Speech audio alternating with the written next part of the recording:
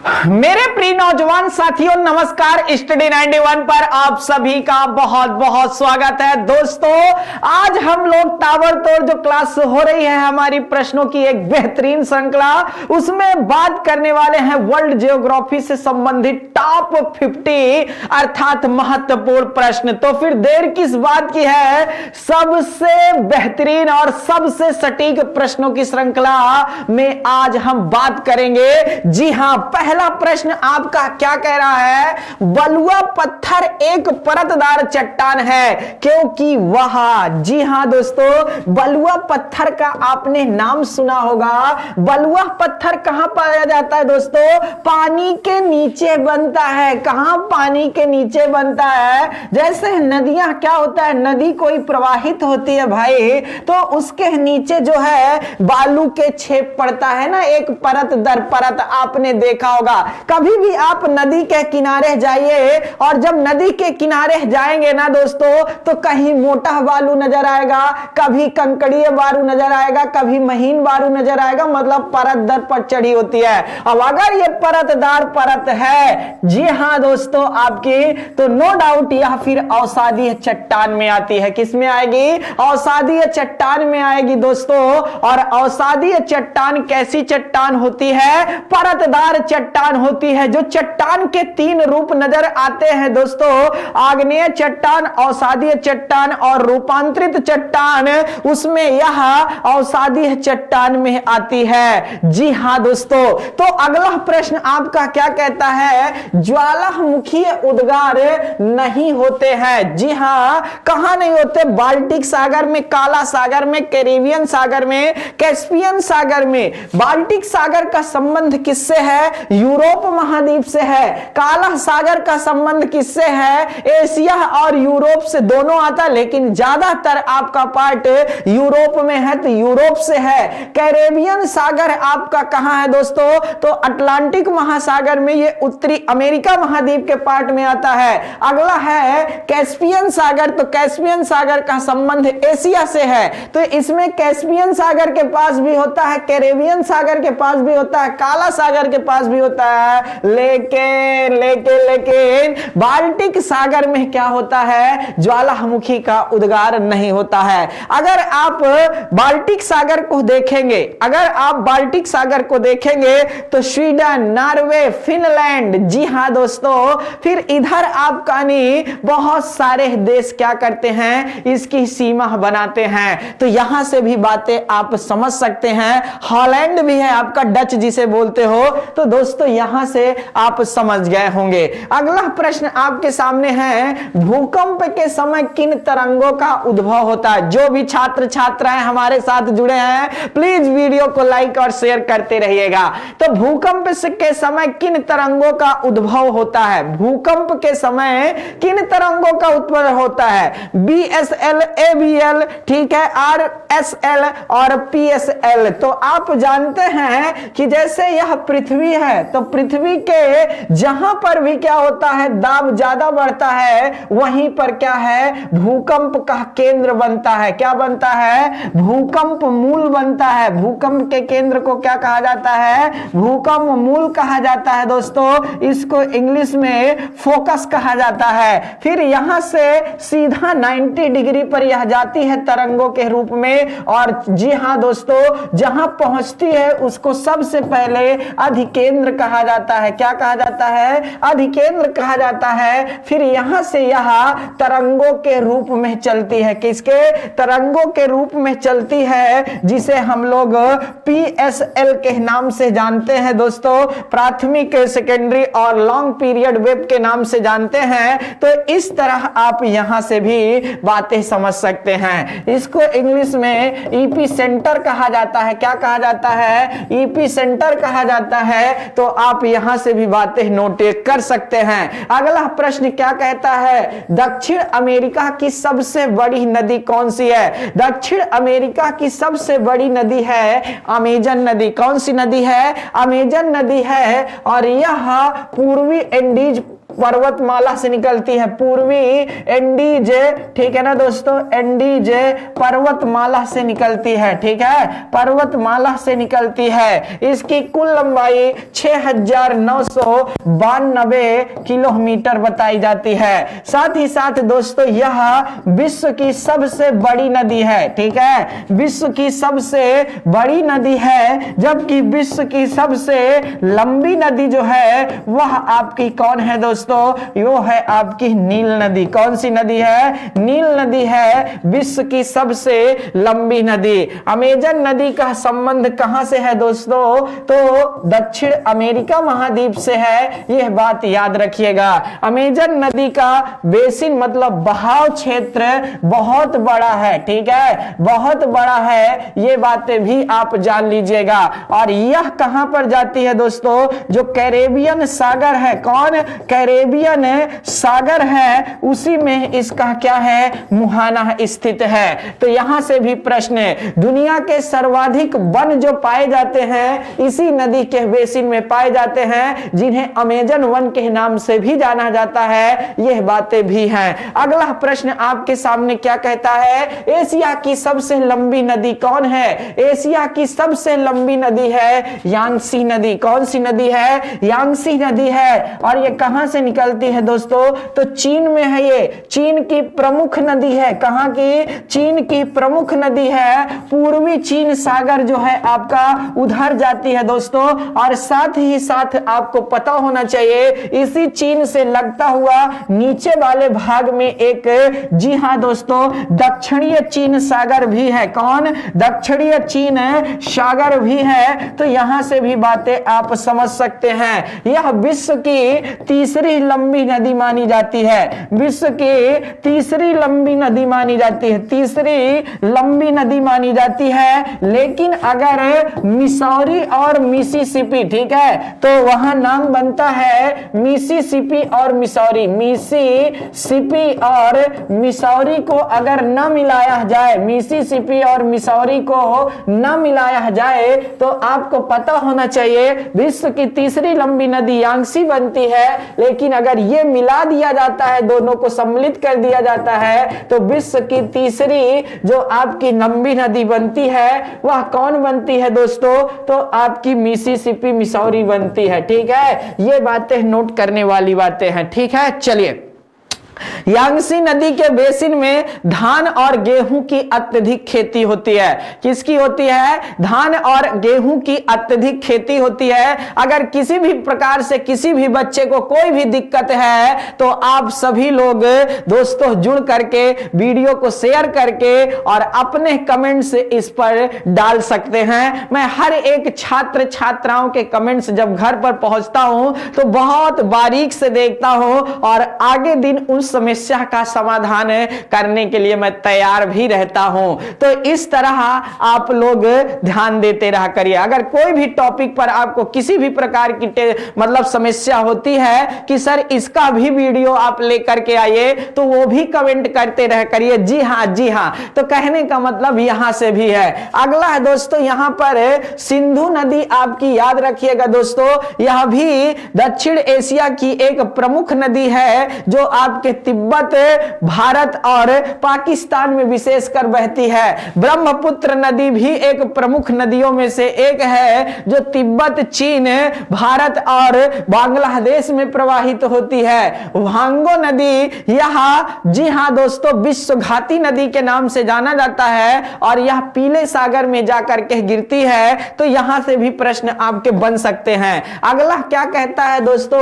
Radio तरंगों के लिए विक्षेपण के लिए वायुमंडल के निम्नलिखित स्तरों को कौन उत्तरदायी होता है दोस्तों? तो यह होता है आपका आयन मंडल, ठीक है ना दोस्तों, आयन मंडल होता है। तो यहां से भी बातें आप समझ सकते हैं, फोटोस्फेयर, स्ट्रेटोस्फेयर, मेसोस्फेयर, आयनोस्फेयर। तो कहने का मतलब आयनोस्फेयर होता है जो रेडियो तरंगों को क्या करता है दोस्तों? स्थानांतरित करता है। रेडियो तरंग एक ऐसी तरंग होती है जिसमें क्या होता है? माध्यम की जरूरत नहीं होती है। आप देखे होंगे यह मोबाइल है, अगर मुझे आपसे बात करनी है, अब अगर मुझे आपसे बात करनी है तो मैं लगाया तुरंत और आपके पास फोन लग गया। किसके कारण लगा? रेडियो तरंग के कारण लगा। लेकिन कोई तार खींची गई है क्या यहां से वहां तक? जी नहीं दोस्तों। तो इस तरह आप यहां से भी बातें समझ सकते हैं। अगला प्रश्न आपका जो है, रूस की सर्वाधिक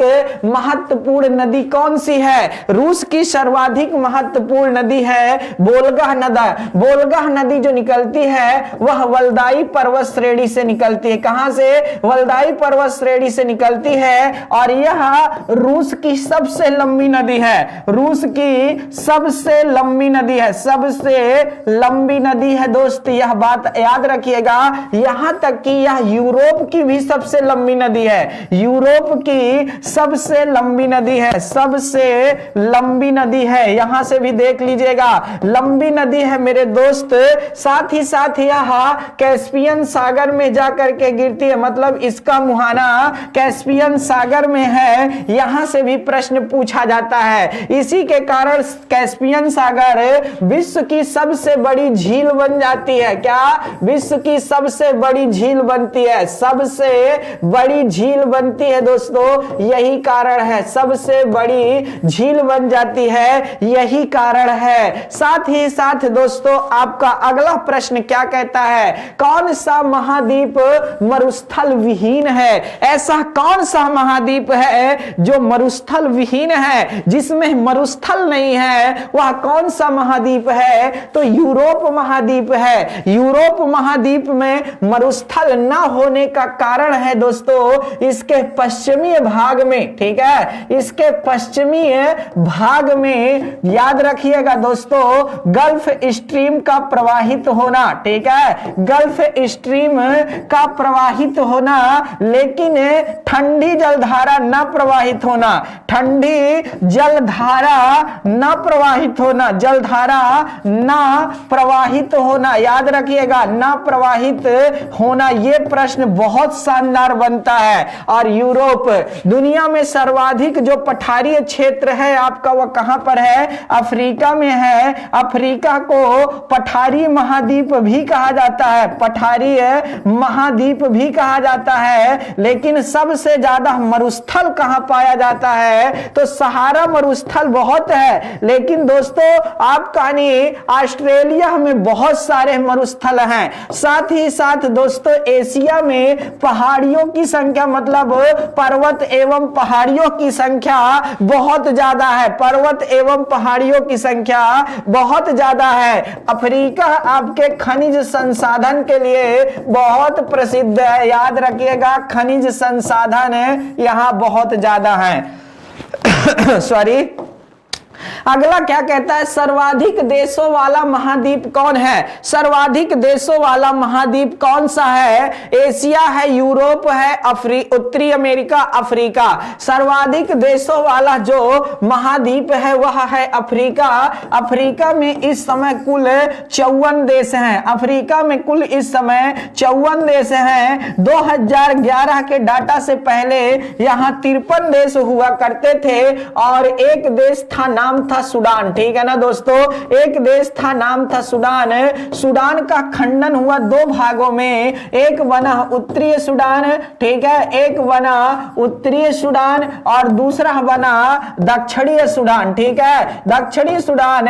तब यहां पर 53 देशों की संख्या जो थी वह 54 में परिवर्तित हो गई। साथ ही साथ दोस्तों एक ईसाई धर्म वाला बना, एक इस्लाम धर्म वाला, दो राष्ट्र निकल करके आते हैं।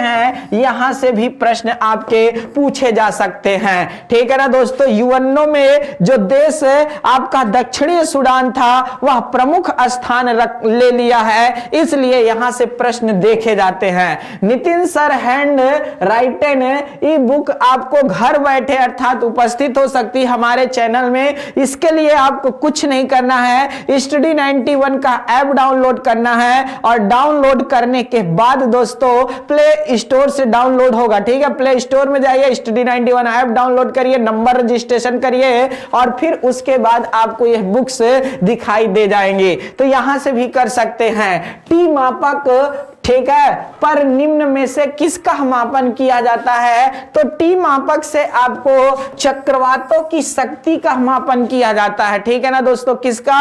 चक्रवातों की शक्ति का मापन किया जाता है टी स्केल पर। चक्रवात जो आते हैं दोस्तों वह किसके कारण आते हैं? तो याद रखना वाली बात है, पृथ्वी पर जब चंद्रमा और सूर्य का क्या होता है, आकर्षण शक्ति लगती है, उसी के कारण आपका चक्रवात आता है। क्या? जी नहीं दोस्तों, उसके कारण ज्वार भाटा आता है। और जब आपके चक्रवात की बातें आती हैं तो समुद्र के अंदर जब कभी भूकंप आता है तो उसके कारण क्या होता है, आपके चक्रवात आते हैं। अगला प्रश्न आपका, विश्व का फेफड़ा, ठीक है, किस क्षेत्र के वनों को कहा जाता है? तो विश्व के फेफड़ा किस क्षेत्र के वनों को कहा जाता है दोस्तों? तो यहां पर पता होना चाहिए, जो विषुवत रेखा है, विषुवत रेखा पर उष्ण क्षेत्र पाया जाता है। कौन सा क्षेत्र पाया जाता है? उष्ण क्षेत्र पाया जाता है। और इस उष्णता के कारण यहां पानी, जल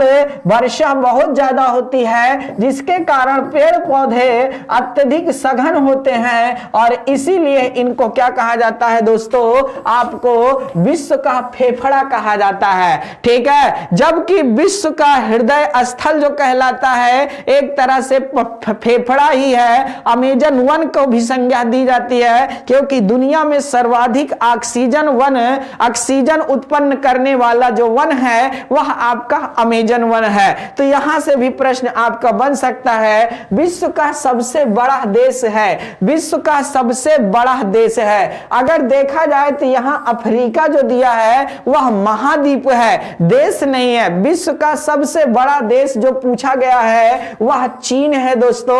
और बड़ा किस आधार पर है? तो जाहिर सी बात है दोस्तों, जनसंख्या के आधार पर है, जनसंख्या के आधार पर है। क्षेत्रफल की दृष्टि से आपका अमेरिका चाइना से बड़ा है, याद रखिएगा। जनसंख्या की दृष्टि पर चीन विश्व में प्रथम स्थान रखता है, इसीलिए आपका क्या है दोस्तों, बड़ा देश में आता है। ठीक है, यहां से बातें समझ लीजिएगा। विश्व का सबसे बड़ा देश कौन सा है? तो चाइना है दोस्तों, जनसंख्या की दृष्टि से सबसे ज्यादा।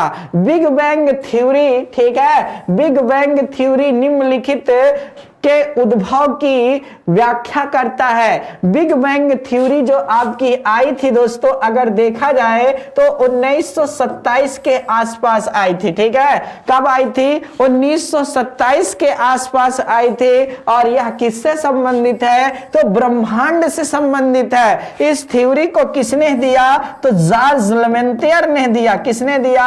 जॉर्ज लेमेंटियर ने दिया था, याद रख, लेमेंटियर, ठीक है, लेमेंटियर, याद रखिएगा, लेमेंटियर ने दिया था। और यह कहां के थे? तो बेल्जियम के एक, जी हां दोस्तों, पादरी थे। क्या थे? बेल्जियम के एक पादरी थे।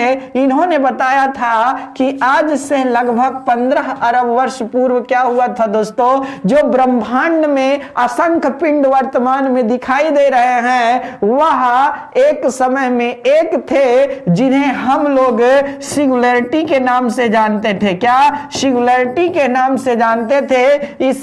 इसमें स्वयं का गुरुत्वाकर्षण था। गुरुत्वाकर्षण होने के कारण अपने आसपास के पिंडों को इसने आकर्षित करके अपने अंदर समाहित कर लिया। समाहित किया जब, तो इसका आकार बढ़ता गया। जैसे कोई कोचिंग थी, जैसे मान लीजिए स्टडी 91 था। स्टडी 91 में आप जानते हैं पहले सिर्फ और सिर्फ नितिन सर पढ़ा रहे थे। ठीक है, नितिन सर पढ़ा रहे थे, लेकिन अब धीरे धीरे, ठीक है ना दोस्तों, अलग अलग टीचर आए। भीम सर आए, एसएन सर आए, अमरेश सर आए, नीरज सर आए, प्रवीण सर आए, रवि सर आए, शुभम सर, विकास सर, बहुत सारे टीचर यहां पर जुड़ते गए। तो आपको पता होना चाहिए इसका आकार बढ़ता गया। जब आकार बढ़ेगा तो नो डाउट जाहिर सी बात है भार बढ़ेगा। जब भार बढ़ेगा, आकार बढ़ेगा, तो भार बढ़ेगा, भार बढ़ेगा तो दाब बढ़ेगा, दाब बढ़ेगा तो घनत्व बढ़ेगा, घनत्व बढ़ेगी तो ऊष्मा बढ़ेगी, और ऊष्मा एक समय ऐसे आती गई कि इसमें क्या हुआ दोस्तों, असहनीय हो गया। मतलब क्या हो गया दोस्तों, विस्फोट हो गया। इसी विस्फोट को ब्रह्मांडीय विस्फोट कहा जाता है या फिर बिग बैंग थ्योरी के नाम से जाना जाता है। तो यहां से भी बातें आप समझ सकते हैं, इसको हम और बहुत अच्छे से बता सकते हैं, लेकिन टाइम का अभाव। टॉप 50 क्वेश्चन 1 घंटे, जी हां दोस्तों, समय का अभाव है, याद रखिएगा। इसी विस्फोट से आकाश गंगाओं का निर्माण हुआ। आकाश गंगाओं का जब विस्फोट हुआ तो नो डाउट फिर क्या होता गया दोस्तों, तारों का निर्माण हुआ, तारों का निर्माण हुआ, फिर उसके बाद ग्रह, उपग्रह, धूमकेतु, पुच्छल तारा, उल्का पिंड इत्यादि का निर्माण हुआ। तो ऐसे बातें आप समझ सकते हैं। अगला क्या कहता है, सबसे बड़ी तटीय रेखा किस देश की है, तो सबसे बड़ी तटीय रेखा जो है दोस्तों वह कनाडा की है। सर्वाधिक तटीय क्षेत्र जो लगता है वह कनाडा का लगता है। कनाडा विश्व में जनसंख्या की दृष्टि से दूसरा स्थान रखता है। कौन सा दूसरा स्थान रखता है? जी हां दोस्तों, आंसर दीजिए। कनाडा की राजधानी, ठीक है, कौन है, और यह जी हां दोस्तों किस नदी के किनारे है? जल्दी से जल्दी आंसर दीजिए। बहुत बहुत धन्यवाद आप सभी लोगों का, कोई आंसर देने के लिए तत्पर हैं आप लोग, तभी तो मजा आता है ना, एकदम बहुत शानदार बातें हैं। तो कनाडा आपको पता होना चाहिए कि इसका बहुत कटा छटा भाग है, जिसके कारण क्या होता है दोस्तों, आपके सर्वाधिक तटीय क्षेत्र लगता है। तो यहां से भी बातें आप समझ सकते हैं। निम्नलिखित में से कौन सा एक सबसे सूखा स्थान है? तो भारत में सबसे सूखा स्थान लेह है दोस्तों। कौन है? लेह है। लेह में 9 सेंटीमीटर मात्र वर्षा होती है। कितना?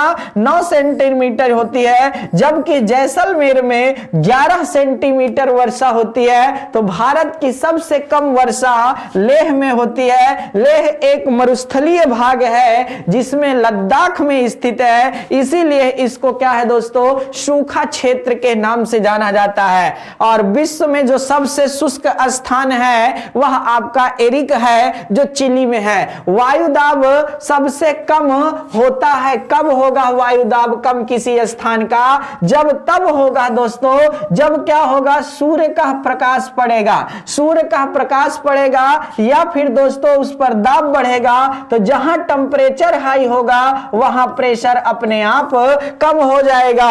तो ग्रीष्म ऋतु में याद रखिएगा दोस्तों, कहीं पर भी जब ग्रीष्म ऋतु होगी तो वहां का दाब क्या होगा, कम होगा। ग्रीष्म ऋतु में टेंपरेचर हाई हो जाती है, दाब कम हो जाता है, तभी दोस्तों आपको देखे होंगे हवाएं चलना चालू करती हैं, स्थानीय पवन चालू होती हैं। यही कारण है, क्योंकि जब दाब कम होगा तो आसपास जहां दाब ज्यादा है वहां से क्या करेंगी, स्थानीय पवन मतलब हवाएं पवन के रूप में प्रवाहित होने लगेंगी। इसी के कारण गर्मी के दिनों में आप देखते होंगे बहुत तेज हवाएं चलती हैं, सन सन सन सन हवाएं चलती हैं। कारण यही होता है, ये बातें आपको समझ में आनी चाहिए। अगला क्या कहता है दोस्तों, सूची 1 को सूची 2 से सुमेलित करना है। सूची 1 को सूची 2 से सुमेलित करना है। बिली विलीज जो आता है दोस्तों वह आपका ऑस्ट्रेलिया में आने वाला चक्रवात है। टाइफू जो आता है आपका नी, वह कहां आता है, तो टाइफू आपका नी याद रखिएगा दोस्तों जापान में आता है। हरिकेन्स आपका यूएसए में आता है। बागुइयो, ठीक है, नोट कर लीजिए, पहली बार यह चक्रवात का नाम आपने सुना होगा।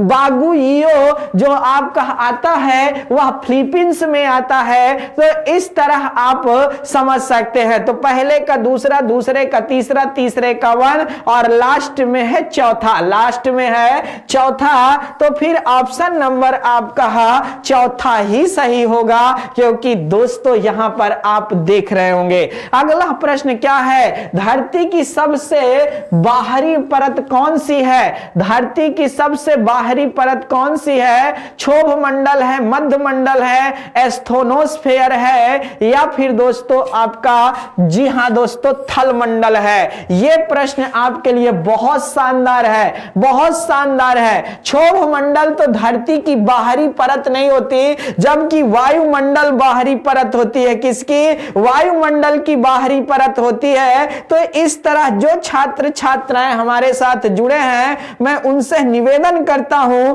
कि वह जल्द से जल्द आंसर दे दे। तो क्षोभ मंडल तो कभी होगा नहीं, मध्य मंडल से कोई मतलब नहीं है, एस्थोनोस्फेयर से भी कोई मतलब नहीं है। तो यहां बचा क्या दोस्तों? अर्थात थल मंडल बचा है। क्या बचा है? थल मंडल बचा हुआ है। और थल मंडल को आप पता होना चाहिए दोस्तों, यहां पर बहुत शानदार बातें निकल करके आती हैं। ठीक है, थल मंडल मतलब ये पृथ्वी की सतह और क्या, जल थल नभ, तो ये ऊपरी वाली परत ही कहलाती है थल मंडल। रेलवे टेस्ट सीरीज जबरदस्त आपकी चली दोस्तों, आप जानते हैं, और यहां पर बहुत सारे छात्र छात्राओं ने प्रतिभागिता में भाग लिया, मजेदार स्थान भी हासिल करने की होड़ लगी थी। आप कहीं दूर तो नहीं रह गए हैं, सोचते रहिए। आगे क्या लिखा है, सूची 1 को सूची 2 से सुमिलित कीजिए, और इसमें है कुछ है, याद रखिएगा दोस्तों, क्या है, राजधानियां दी गई हैं और नदी के किनारे बच्चे, मतलब नगर है या राजधानी है, वह किस नदी के किनारे, ये देख लीजिए। तो खार्तूम किस नदी के किनारे है? तो खार्तूम आपका दक्षिणी सूडान, सूडान में आता है, और यह नील नदी के किनारे है। ठीक है, किसके किनारे है? नील नदी के किनारे है। रॉटरडम आपका राइन नदी है, पेरिस आपके सीन नदी है, और जी हां ब्राज़ाविल जो है आपके जैरे नदी के किनारे है। तो आप यहां समझ सकते हैं 2 1 4 3, 2 1 4 3 आपका ऑप्शन नंबर एकदम सही हो जाता है, एकदम सही हो जाता है। कौन? अर्थात 1 लिखा। चंद्रयान 2 के लैंडर का नाम था। अगर चंद्रयान 2 6 सितंबर 2019 को, 6 सितंबर 2019 को सफलपूर्वक क्या हो जाता? प्रक्षेपित हो जाता, अर्थात अपने आप में। तो दोस्तों इसके लैंडर का नाम क्या है? विक्रम है। जी हां दोस्तों, तो यहां से भी बातें आप समझ सकते हैं। क्या? विक्रम था, यह नोट करने वाली बातें हैं। ठीक है, विक्रम था दोस्तों, विक्रम। आपको पता होना चाहिए 22 जुलाई, ठीक है ना दोस्तों, 22 जुलाई था कि 21 जुलाई था, थोड़ा सा बता दीजिएगा। 22 जुलाई 2019 सतीश धवन श्रीहरिकोटा आंध्र प्रदेश से प्रक्षेपण हुआ था दोस्तों। यह पहले 15 जुलाई को होना था, लेकिन किसी टेक्निकल इशू के कारण यह रोक दिया गया था। यह भी बातें आप समझ सकते हैं के सिवन के सामने। सूर्य के अध्ययन को क्या कहा जाता है? सूर्य के अध्ययन को क्या कहा जाता है? तो सूर्य के अध्ययन को हेलियोलॉजी कहा जाता है। क्या कहा जाता है? हेलियोलॉजी कहा जाता है। याद रखना, हेलियो से मतलब सूर्य होता है, लॉजी का मतलब अध्ययन होता है, इसीलिए इसके अध्ययन को हेलियोलॉजी कहा जाता है। जबकि चंद्रमा के अध्ययन को सेनोलॉजी कहा जाता है। क्या कहा जाता है? सेनोलॉजी कहा जाता है। जो बच्चे हमारे साथ जुड़े हैं वह लगातार हमारा साथ भी दे रहे हैं, प्यार भी अपना दिखाए हुए हैं। आगे भी प्यार इसी तरह बना करके वीडियो को लाइक और शेयर करते रहे। तो बहुत बहुत धन्यवाद आपका। तो दोस्तों यहां से भी प्रश्न समझ सकते हैं, कॉस्मोलॉजी किसे कहा जाता है? तो ब्रह्मांड के अध्ययन को कहा जाता है। किसके अध्ययन को कहा जाता है? ब्रह्मांड के अध्ययन को कहा जाता है। जियोलॉजी तो आप जानते ही क्या है। तो इस तरह आप समस्त बातों को समझ सकते हैं। तो सूर्य के अध्ययन को क्या कहा जाता है? हेलियोलॉजी कहा जाता है। अगला है दोस्तों, सौर मंडल में कुल कितने ग्रहों की संख्या है? सौर मंडल मंडल में कुल जो है वह 8 ग्रहों की संख्या है। याद रखना, मैं सूर्य से दूरी के अनुसार समस्त ग्रहों को बनाना चाहता हूं। यह बुध है, यह शुक्र है, यह पृथ्वी है, यह मंगल है। ठीक है ना दोस्तों, ये क्या है, अर्थात पृथ्वी है, ये आपका मंगल है। मंगल को थोड़ा और छोटा कर देते हैं, ये मंगल है। यहां पर याद रखिएगा, ये बृहस्पति है, ये शनि है, ये अरुण है, ये वरुण है। तो कहने का मतलब ये कुल 8 ग्रह हैं। याद रखिएगा, बुध है नंबर 1 हो गया, तो यहां 1 2 3 4 5 6 7 और 8th। ठीक है ना दोस्तों, तो कुल आपके 8 ग्रह हैं। मैंने सबको बना भी दिया। अगर आप समझदार हैं तो फिर आप लोग इसको बना लीजिए और आप कभी ना भूलें, मैं ऐसी ही उम्मीद करता हूं। ठीक है ना दोस्तों, कभी आप ना भूले, ऐसी उम्मीद करता हूं। तो बुध शुक्र पृथ्वी मंगल बृहस्पति, जी हां दोस्तों, शनि, और इसके बाद आपका अरुण और वरुण का स्थान आता है। ठीक है, तो सबसे पास में बुध, सबसे दूर में वरुण। ठीक है ना दोस्तों, मरकरी, विनस, ठीक है, अर्थ, मार्स,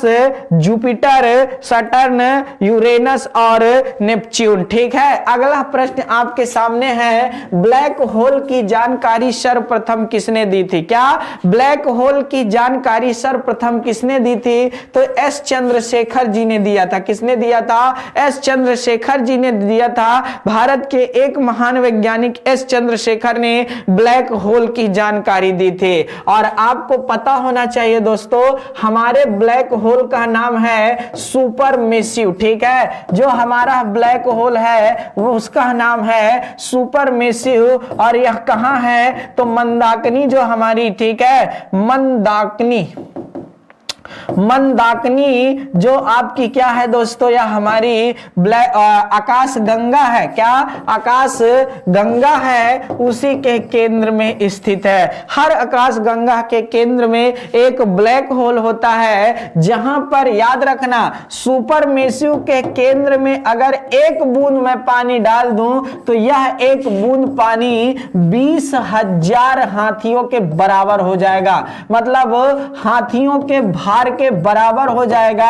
अब आप समझ सकते होंगे कि यहां पर इतना अधिक गुरुत्वाकर्षण बल कितना ज्यादा है। ठीक है, कितना ज्यादा है, इसलिए आप यहां से समझ सकते हैं। अगला प्रश्न आपके सामने आ रहा है, इत ब्यूटी, जिसको हम लोग सिजगी कहते हैं, के संदर्भ में होता है। कब होता है? पृथ्वी उपसौर पर तथा चंद्रमा उपभू पर होता है तब।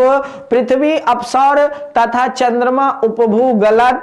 चंद्रमा सूर्य पृथ्वी के साथ समकोण गलत। तो कहने का मतलब यही होगा। आखिर इसमें बात कई लिखी क्या है? चंद्रमा सूर्य तथा पृथ्वी एक सीधी रेखा में जब होते हैं तब।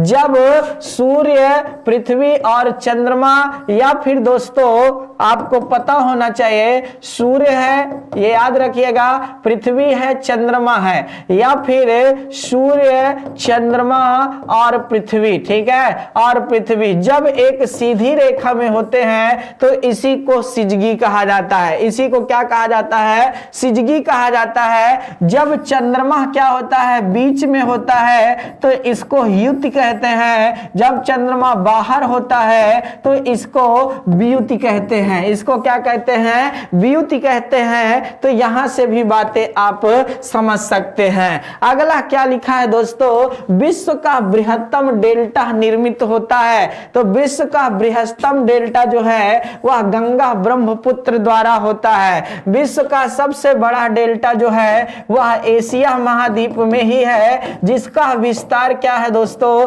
भारत और बांग्लादेश में है। जो ज्यादा विस्तार है वो कहां पर है? बांग्लादेश में है। तो इस तरह आप यहां से भी बातें समझ सकते हैं। आइए दोस्तों आगे देख लेते हैं। कोरियोलिस बल उत्पन्न होता है? वायु दाब के अंतर से, ठीक है ना, उच्च वाष्पीय अवरोध से, ताप के अंतर से, या फिर दोस्तों पृथ्वी के घूर्णन से। तो कोरियोलिस बल जो होता है, जैसे यह हमारी पृथ्वी है तो पृथ्वी पर यह 0 डिग्री है, पृथ्वी के अर्थात 5 डिग्री ऊपर और 5 डिग्री नीचे जो होता है दोस्तों, एक बल कार्य करता है, इसको कोरियोलिस बल कहते हैं। और यह निम्न दाब के क्षेत्र में होता है। कहां? निम्न दाब के क्षेत्र में होता है। साथ ही साथ अगर आपको कहूं तो कोरियोलिस बल की खोज जे कोरियोलिस ने किया था। किसने? जे कोरियोलिस ने किया था। तो यहां से भी बातें आप समझ सकते हैं। अगला क्या लिखा है? हेलेंस्की किसकी राजधानी है? तो हेलेंस्की जो है क्यों महत्वपूर्ण है? क्योंकि यह पीसीएस में भी प्रश्न आ चुका है, वीडियो में भी प्रश्न आ चुका है, आगे प्रश्न आ सकता है। तो यह फिनलैंड की राजधानी है जो बाल्टिक सागर के मुख पर स्थित है। किसके? बाल्टिक सागर के मुख पर स्थित है। ये बातें भी आपको पता होना चाहिए, ठीक है। जो आपका फिनलैंड है, जो नाटो एक समूह है, उस नाटो का यह सदस्य नहीं था। इसी के कारण जब अमेरिका के राष्ट्रपति कौन थे? डोनाल्ड ट्रंप थे। और याद रखने वाली बात है किस नंबर के? 45वें नंबर के। तो इनकी और व्लादिमीर, ठीक है, व्लादिमीर पुतिन की जो वार्ता हुई थी, सम्मेलन हुआ था, वह यहीं पर हुआ था। ये याद रखिएगा। तो दोस्तों हमारे यहाँ जो बहुत सारे अवेलेबल कोर्स आपके लिए उपस्थित हैं, उनमें से आपको पता होना चाहिए UP Lekhpal, Hindi individual, UP police constable, UP TET, super TET, PET exam जैसे प्रतियोगी परीक्षाओं के लिए आपके लिए क्लास रखी गई हैं। आप सभी लोग अपनी इसमें सहभागिता दर्ज करा सकते हैं। आप सभी अपनी सहभागिता क्या करा सकते हैं? दर्ज करा सकते हैं। बहुत बहुत धन्यवाद प्रियेश जी, अर्जुन जी, ठीक है ना दोस्तों, सीमा जी, ठीक है, बहुत बहुत सोनम जी, प्रिया राजपूत, मैं सबको देख रहा हूं। ऐसे बहुत सारे छात्र छात्राएं हमारे साथ जुड़े रहते हैं जिनका मैं नाम नहीं ले पाता हूं। दोस्तों अगर नाम ना ले पाऊं तो आप मुझे माफ करिएगा, क्योंकि मैं पढ़ाने में थोड़ा ज्यादा समय देना चाहता हूं कि ताकि आपका कॉन्सेप्ट क्लियर रहे और आप आगे बढ़ सके, ठीक है। आपका तभी नाम होगा जब आप क्या है, सफलता प्राप्त करेंगे। दुनिया का मुंह तभी आप बंद कर सकते हैं, आलोचकों का मुंह तभी आप बंद कर सकते हैं जब आपके पास सफलता हो, ठीक है। तो उस महान रास्ते पर चलिए और जहां से भी सफलता मिले उसको प्राप्त करिए, ठीक है। मैं ये नहीं कहता हूं मैं ही अच्छा पढ़ाता हूं, अगर कोई भी अच्छा पढ़ाता हो आप वहां पढ़िए, ठीक है। जहां अच्छा लगे वहां पढ़िए, ये आपका जीवन है, आप डिसाइड करेंगे। जी हां, मैं एक सारथी हूं, ठीक है। जैसे कृष्ण भगवान ने अर्जुन के बल को याद दिला करके, याद रखिएगा दोस्तों, उनको सही मार्ग दिखाया था। मैं उतना बड़ा तो नहीं हूं, ठीक है, बहुत तुच्छ प्राणी हूं, एक सूक्ष्म जीव हूं, ठीक है। उनका करोड़वा अंश से भी करोड़वा अंश नहीं हूं, याद रखिएगा दोस्तों। लेकिन मैं जो उद्देश्य देता हूं कि अपने माता पिता की सेवा करिए, राष्ट्र प्रेम करिए, धर्म में जाति पात, धर्म, लिंग, वंश, भाषा इत्यादि से ऊपर उठ करके सिर्फ देश के विकास के लिए कार्य करिए, अपने समाज के लिए कार्य करिए। जिस दिन आप ऐसा करेंगे, ठीक है ना दोस्तों, परमात्मा अपने आप में वास करने लगेंगे। तो ये याद रखिएगा, ईश्वर कहीं नहीं है, ईश्वर सिर्फ हम ही आप हैं, बस, और कोई नहीं है। जो ईश्वर भगवान है, आप भगवान को बहुत खुश करना चाहते हैं, 50 बार घंटी बजाते हैं मंदिर में जाकर के, लेकिन अपने माता पिता की सेवा आप कभी नहीं कर सकते हैं, कभी उनको अपने हाथों से खाना नहीं खिला सकते हैं। अगर आप सच्चे मनुष्य के रूप में जन्म लिया, आपके अंदर इंसानियत है, तो पहले माता पिता, अपने परिवार, अपने समाज, अपने देश की सेवा करिए। मान लीजिए घंटी बज गई, याद रखिए। तो दोस्तों दस्ते लूट अवस्थित है कहां? ईरान में, लीबिया में, केन्या में, नाइजीरिया में। तो आपको पता होना चाहिए दोस्तों, ईरान में, ठीक है। ये क्या है आखिर दस्ते लूट? तो आपका एक तरह से दोस्तों दस्ते लूट जो है पूरा रेगिस्तान का पठारी वाला क्षेत्र क्षेत्र है, तो आपका मरुस्थलीय भाग एक तरह से कह सकते हो। अगला पार्ट आपके सामने है अजरबैजान, जो कभी सोवियत संघ यूएसएसआर का एक हिस्सा था, निम्नलिखित में से कौन सी उसकी राजधानी है? तो अजरबैजान की राजधानी है बाकू। ठीक है, अजरबैजान की राजधानी है बाकू, और अजरबैजान की जो सीमा लगती है वह कैस्पियन सागर से लगती है। किससे लगती है? कैस्पियन सागर से लगती है। तो यहां से भी बातें आप समझ सकते हैं। दुनिया का सबसे छोटा देश कौन सा है? तो दुनिया का सबसे छोटा देश है वेटिकन सिटी। ठीक है, ये बात आपको एक प्रश्न याद करा देता हूं, जो यूरोप महाद्वीप है, कौन सा? यूरोप महाद्वीप है ना, यूरोप महाद्वीप में दुनिया का सबसे छोटा देश भी है और सबसे बड़ा देश भी है। कहने का मतलब बड़ा देश रूस और वेटिकन सिटी, ठीक है, वेटिकन सिटी आपका क्या है दोस्तों? यहां का सबसे छोटा देश है। अगला प्रश्न क्या है? अंतरराष्ट्रीय चावल अनुसंधान संस्थान कहां स्थित है? नैरोबी में, हैदराबाद में, इथोपिया में, मनीला में। तो ये आपका फिलीपींस की राजधानी, ठीक है ना दोस्तों, फिलीपींस की राजधानी जो मनीला है वहीं पर स्थित है। फिलीपींस की जो राजधानी मनीला है वहीं पर स्थित है। तो आप यहां से समझ सकते हैं। साथ ही साथ दोस्तों आपको यह भी बता दे कि जो मनीला है, ठीक है, जो मनीला है यहां पर एशिया, जी हां दोस्तों, विकास बैंक का नहीं दोस्तों, अर्थात मुख्यालय भी है। इस तरह भी आप समझ सकते हैं। साथ ही साथ दोस्तों अगर फिलीपींस का नाम आता है तो एक रमन मैग्सेस अवार्ड का नाम सुना होगा।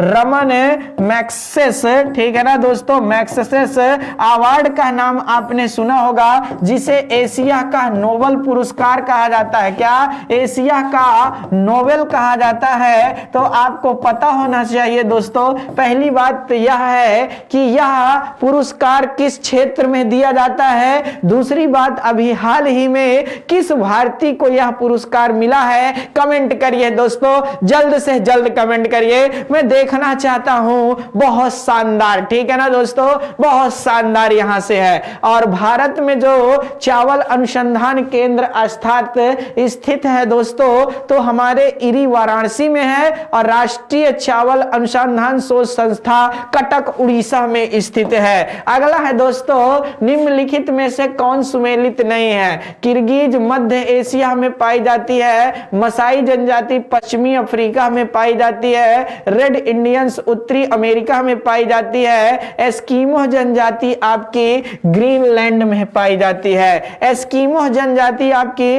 याद रखना दोस्तों, बहुत शानदार बातें हैं ना एस्किमो जनजाति को लेकर के। देखिए जो आपकी नी यहां पर बातें क्या हैं महत्वपूर्ण ध्यान देने वाली बातें हैं कि जो आपकी एस्किमो जनजाति विशेष करके कनाडा वाले पार्ट में भी पाई जाती है, याद रखिएगा, और उत्तरी साइबेरिया वाले पार्ट में भी पाई जाती है। तो जो लोग इसमें जा रहे होंगे ये सही है, यहां गलती कहां पर है, अर्थात मसाई जनजाति जो है वह पश्चिमी अफ्रीका नहीं है, पूर्वी अफ्रीका में पाई जाती है। कहां पर? पूर्वी अफ्रीका में पाई जाती है। तो इस तरह आप जान सकते हैं। अगला क्या है दोस्तों, दोलन का सिद्धांत किसने दिया था? तो दोलन का सिद्धांत आपका एलन संडेज ने दिया था। किसने? एलन संडेज ने दिया था। जबकि बिग बैंग थ्योरी आपका जॉर्ज लेमेंटियर ने दिया था। साम्यावस्था का सिद्धांत है दोस्तों। तो इस तरह आपका नहीं हरमन बार्डी गोल्ड, तो इस तरह आप यहां से भी बातें समझ सकते हैं। ठीक है, दोलन का सिद्धांत क्या कहलाता है? दोलन का सिद्धांत वह सिद्धांत होता है, थोड़ा सा ध्यान से समझिए। इन्होंने कहा जैसे लोलक होता है, ठीक है, लोलक होता है, लोलक में क्या होता है कि भाई एक छड़ है, जैसे मान लीजिए यहां, तो यहां से लगा हुआ, तो लोलक पहले इधर जाएगा, फिर इधर आएगा, फिर इधर जाएगा, फिर इधर आएगा, मतलब ऐसे, अर्थात है विस्तार होगा फिर घटेगा, विस्तार होगा फिर घटेगा। तो इन्होंने कहा कि भैया इसी तरह ब्रह्मांड है, ब्रह्मांड क्या करता है, 42 अरब वर्ष तक इसमें क्या होता है, विस्तार होता है। 42 अरब वर्ष तक इसमें विस्तार होता है, और फिर 42 अरब वर्ष तक यह घटेगा, ठीक है। और अभी क्या है दोस्तों, विस्तार जारी है, अभी क्या है, विस्तार जारी है और अभी मात्र 12 अरब हुए हैं ब्रह्मांड के विस्तार को, अभी 29 अरब वर्ष बाकी है। तो इस तरह आप समझ सकते हैं एलन सैंडविच का यह कथन। बहुत अच्छा बताता हूं दोस्तों, कभी विस्तार में पढ़ाने का मौका मिलेगा तो इस पर पूरी चर्चा होगी, क्या कारण है क्या नहीं कारण है, यहां पर बहुत शानदार बातें होती हैं। टाइम का अभाव रहता है। भू केंद्रीय अवधारणा किसने दिया था, तो भू केंद्रीय अवधारणा जो आपकी आई थी वह 140 ईस्वी के आसपास, जहां तक मुझे याद आ रहा है, आई थी दोस्तों। और इसे भू केंद्रीय अवधारणा टालेमी ने दिया था, जबकि सूर्य केंद्रीय अवधारणा 1543 ईस्वी के आसपास से आपका कापरनिकस ने दिया था। टालेमी जो बताए थे कि ब्रह्मांड के केंद्र में क्या है दोस्तों, पृथ्वी है, इसी को भू केंद्रीय अवधारणा कहते हैं। और बाकी जी हां दोस्तों, सूर्य सहित समस्त पिंड, सूर्य सहित समस्त पिंड इस पृथ्वी की क्या करते हैं, परिक्रमा करते हैं, प्रदक्षिणा करते हैं। तो पृथ्वी केंद्र में है, याद रखिएगा दोस्तों, इसी को जियोसेंट्रिक के नाम से जाना जाता है। किसके नाम से जाना जाता है, जियोसेंट्रिक के नाम से। जियो मतलब पृथ्वी होता है, सेंट्रिक मतलब केंद्र, इसीलिए इसको भू केंद्रीय अवधारणा भी कहा जाता है। मिस्र और यूनान के महान खगोलज्ञ थे टालमी, जबकि कापरनिकस ने सूर्य केंद्रीय अवधारणा दी थी। और सूर्य केंद्रीय अवधारणा में यह दिया कि सूर्य केंद्र में है, अन्य समस्त पिंड इसकी परिक्रमा करते हैं, इसलिए कापरनिकस की अवधारणा सही मानी गई। लेकिन टालमी की अवधारणा गलत होते भी बहुत दिनों तक सही मानी गई, यह याद रखना, क्योंकि टालमी ऐसे पहले वैज्ञानिक थे जिन्होंने पहली बार ऐसा बताया था, ठीक है ना दोस्तों। तो ये याद रखिएगा, ये भी प्रश्न आपका पूछा जाता। पोलैंड के थे हमारे टालमी जी। अब ब्रीफ हिस्ट्री ऑफ टाइम्स पुस्तक के लेखक कौन थे, तो ब्रिटेन के जो हमारे भैया अर्थात स्टीफन हॉकिंस का नाम आपने सुना होगा। ये a brief history of times और एक थी ग्रांड डिजाइन, ठीक है ना दोस्तों। ग्रांड डिजाइन ये दो पुस्तकें थी जो ब्रह्मांड की उत्पत्ति से संबंधित थी, और इन दोनों को स्टीफन हॉकिंस से लिखा था। यहां से भी बातें आप समझ सकते हैं। एशिया की सबसे बड़ी दूरबीन, ठीक है ना दोस्तों, कहां स्थापित की जा रही है, उदयपुर, देवस्थल, लद्दाख है, इनमें से कोई नहीं, इनमें से कोई नहीं दोस्तों। तो आप सभी लोग देख रहे होंगे कि यह कहां पर स्थापित की जा रही है, तो देव स्थल में की जा रही है। कहां पर, देव स्थल में की जा रही है। तो इस तरह आप समझ सकते हैं, ठीक है। चलिए अब देखिए दोस्तों, आपको हम बता देना चाहते हैं एशिया की सबसे बड़ी दूरबीन जो देव स्थल है आपका नैनीताल में है, ठीक है। कहां पर है, नैनीताल में स्थापित की जा रही है। और आपको यहां बताना चाहता हूं कि हमारे प्रधानमंत्री नरेंद्र मोदी जी और साथ ही साथ बेल्जियम, ठीक है ना दोस्तों, बेल्जियम के प्रधानमंत्री जो आपके चार्ल्स, जी हां दोस्तों, माइकल जी करके नाम है, चार्ल्स मिशेल, ठीक है ना दोस्तों, दोनों ने मिलकर के क्या किया था, इसका आधारशिला का उद्घाटन किया था। यहां से भी बातें आप समझ सकते हैं दोस्तों। हिंदी इंडिविजुअल की क्लास स्टडी 91 परिवार में स्थित है, मतलब उपस्थित है। आप सभी लोग नितिन सर के द्वारा पढ़ाई गई हिंदी का लुत्फ उठा सकते हैं, मजा ले सकते हैं। अगला क्या कहता है, ब्रह्मांड में ज्ञात अब तक का सबसे छोटा तारा कौन सा है, याद रखना, यूटी लिखा है स्क्विटी, और न्यूट्रॉन तारा, ध्रुव तारा, अल्फा सेंचुरी, ठीक है ना दोस्तों। तो जो यहां पर न्यूट्रॉन तारा लिखा हुआ है ये बहुत ही महत्वपूर्ण है। कौन, न्यूट्रॉन तारा आपका सबसे छोटा तारा है। क्या, सबसे छोटा तारा है, यह बातें आप जान लीजिए। जबकि यूटी स्क्विटी जो है सबसे बड़े तारों में आता है। क्या, सबसे बड़े तारों में आता है, ये भी बातें आपको पता अभी अभी चली होंगी दोनों। तो इनको नोट कर लीजिए दोस्तों। ध्रुव तारा जो होता है वो पृथ्वी के ठीक शिरोबिंदु मतलब हम लोगों के ऊपर चमकता है। साथ ही साथ अल्फा सेंचुरी पृथ्वी से निकट जो है तीसरा सबसे निकटतम तारा है। अंतरिक्ष किरणों की खोज किसने किया था? तो मिल्कन ने किया था। क्या दोस्तों?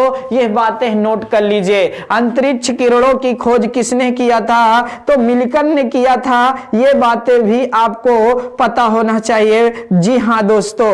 और यह कैसी जो किरणें होती है तो आपको अवास्तविक किरणें होती हैं। कैसी किरणें होती हैं? अवास्तविक किरणें होती हैं। और इनकी जो खोज हुई थी वह 1925 में हुई थी। कब हुई थी? 1925 में हुई थी। यहां से भी बातें आप समझ सकते हैं। अगला क्या है? वह कौन सा महाद्वीप है जिससे कर्क, विषुवत और मकर तीनों जाती हैं? तो दोस्तों जैसे यह हमारी पृथ्वी है, पृथ्वी पर यह है विषुवत रेखा, यह है आपकी मकर रेखा, यह है आपकी कर्क रेखा, यह है आपकी विषुवत रेखा और इसके नीचे है आपकी मकर रेखा। ठीक है ना दोस्तों? कौन सी रेखा? मकर रेखा। तो इनके अर्थात बीच में एक अर्थात महाद्वीप है जिसका क्या नाम है दोस्तों? अर्थात अफ्रीका महाद्वीप है। अफ्रीका महाद्वीप से यह तीनों रेखाएं गुजरती हैं। इसीलिए सबसे ज्यादा उष्ण क्षेत्र अफ्रीका महाद्वीप में पाई जाती है। इसलिए अफ्रीका महाद्वीप चारों गोलार्धों में स्थित है। किसमें? चारों गोलार्धों में स्थित है। तो यहां से भी बातें आप समझ सकते हैं। दो अक्षांश रेखाओं के मध्य की दूरी कितनी होती है? तो 111 किलोमीटर होती है। क्या? दो अक्षांश। जी हां बेटा, आप सभी लोग जो मांग कर रहे हैं एकदम आपको भरपूर क्लास मिलेगी। बस थोड़ा सा समय दे दीजिए, हम पूरी तरह कोशिश करेंगे। तो दो अक्षांश रेखाओं के बीच की दूरी, जैसे यह पृथ्वी है तो पृथ्वी पर यह इस तरह प्रत्येक डिग्री पर क्या होती है? अक्षांश रेखाएं खींची जाती है। तो दो अक्षांश रेखाओं के बीच की दूरी जो होती है 111 किलोमीटर होती है। जबकि दो देशांतरों की सर्वाधिक दूरी कहां पर होती है? विषुवत रेखा के पास होती है और वह 101.32 किलोमीटर होती है। फिर जस देशांतर रेखा ऊपर जाती है दूरी कम होती जाती है, ध्रुवों पर शून्य हो जाती है। किसके आकर्षण के कारण उच्च ज्वार आते हैं? तो सूर्य और चंद्रमा दोनों के कारण उच्च ज्वार आते हैं। लेकिन पृथ्वी पर सर्वाधिक आकर्षण शक्ति चंद्रमा की लगती है क्योंकि पृथ्वी के पास में है। उष्णकटिबंधीय चक्रवात किस पवन के प्रवाह में आते हैं? तो उष्णकटिबंधीय क्षेत्र कहां तक माना गया है? अर्थात 30 डिग्री तक उत्तर, 30 डिग्री तक दक्षिण।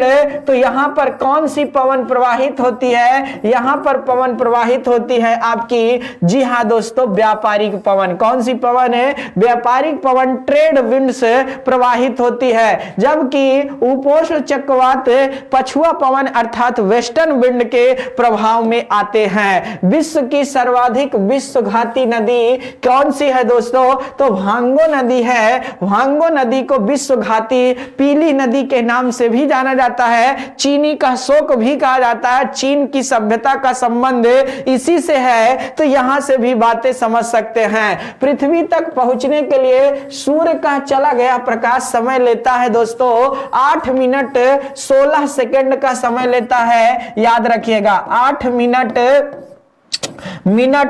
16 से 20 सेकंड का समय लेता है। कितना? 16 से 20 सेकंड का समय लेता है। इसलिए अनुमानतः लगभग 500 सेकंड का समय लेता है। 3 लाख किलोमीटर, ठीक है, 3 लाख किलोमीटर प्रति सेकंड की दर से प्रकाश चलता है सूर्य से निकल करके। नहीं, किस तारीख को सबसे बड़ा दिन होगा? ठीक है, किस तारीख को सबसे बड़ा दिन होगा?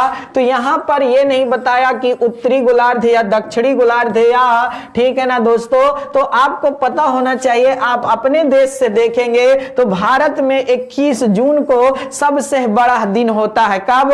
21 जून को सबसे बड़ा दिन होता है। जी हां दोस्तों, जबकि दक्षिणी में 22 दिसंबर को उत्तर प्रदेश पुलिस कांस्टेबल की जो जबरदस्त वैकेंसी आई है दोस्तों, उसके लिए मात्र 1499 रुपए में बच्चे जुड़ रहे हैं हमारे साथ। माउंट एटना यह क्या है दोस्तों? एक पर्वत श्रृंखला है, एक पर्वत शिखर है, एक ज्वालामुखी है। और ये कहां की है? तो इटली की है। कहां की है? इटली की है। यह कैसी ज्वालामुखी है? तो सक्रिय ज्वालामुखी, एक्टिव वोल्केनो माना जाता है। रिक्टर पैमाने का उपयोग होता है दोस्तों।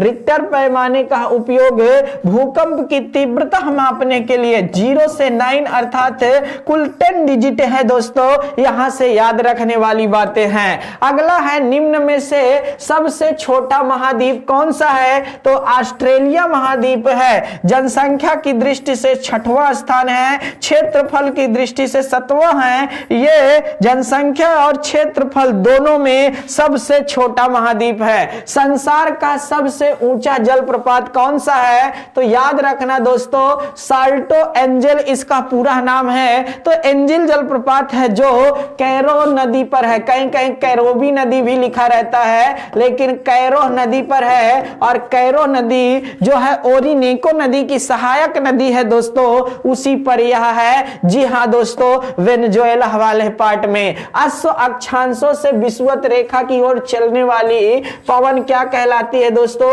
जैसे यह विषुवत रेखा है, विषुवत रेखा के 30 डिग्री उत्तर और 30 डिग्री अर्थात दक्षिण में एक, जी हां दोस्तों, जी हां, उच्च उपोष्ण दाब का क्षेत्र पाया जाता है, जिसे हम अश्व अक्षांश कहते हैं। और यहां से व्यापारिक पवनें विषुवत रेखा की ओर क्या करती हैं? चलती हैं। तो इस तरह आप यहां से बातें समझ गए होंगे, मजा आ गया होगा दोस्तों। इतनी सारी जानकारियां इतने कम समय में देना बहुत बड़ी बात है। गले का खराबी हो रही है ये तो मैं जान रहा हूं, लेकिन अब क्या बताऊं, मुझे पढ़ाना भी रहता है और ये सिर्फ आपका स्नेह और प्यार है। सच में अगर आपका आशीर्वाद रहेगा तो भीम का गला कभी खराब नहीं होगा, मुझे पता है, क्योंकि आप सबके स्नेह प्यार से मैं हमेशा इसी तरह पढ़ाना भी चाहता हूं, इसी तरह एक्टिव होकर के एक एनर्जी के साथ आपको पलक भी न झपकने दूं, मैं ऐसा काम करना चाहता हूं।